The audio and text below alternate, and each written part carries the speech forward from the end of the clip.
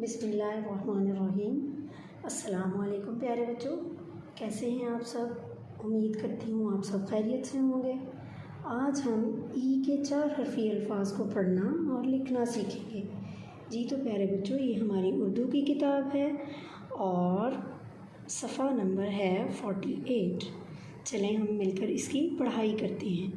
च आ चा ब ई बी चाबी, म ओ मो त ई ती मोती, ब आ बा ज ई जी बाजी, म ओ मो च ई ची मोची, च आ चा च ई ची चाची।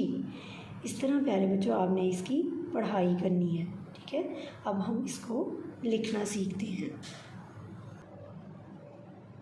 जी तो प्यारे बच्चों, जिस तरह से यहाँ पर अल्फाज लिखे हैं इसी तरह हम इनको लिखना सीखेंगे। ये देखिए ऐसे, च आ चा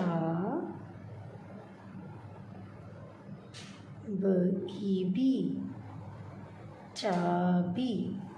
इसी तरह ये लफ्ज़ लिखेंगे हम, म ओ मो त ई ती मोती। अगला लफ्ज़ लिखेंगे, ब आ बा ज ई जी बाजी। अगला लफ्ज़, म ओ मो च ई ची मोची, ठीक है। इसी तरह अगला लफ्ज़ है बच्चों, च आ चा च ई ची चाची।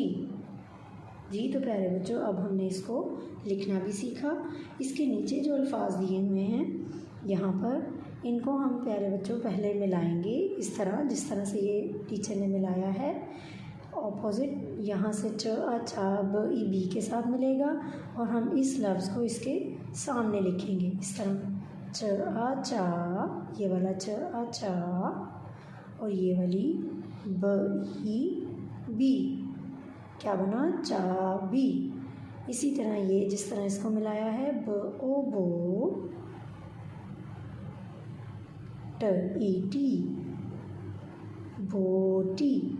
जी तो प्यारे बच्चों, इन अल्फाज को हम पहले मिलाएंगे, फिर हम उनको उनके सामने लिखेंगे। इसी तरह आपने इस बाकी सफ़े को हल करना है अपनी मम्मा के पास बैठ के। और प्यारे बच्चों, आज हमने देखे ई के 4 हरफी अल्फाज को पढ़ना और लिखना सीखा।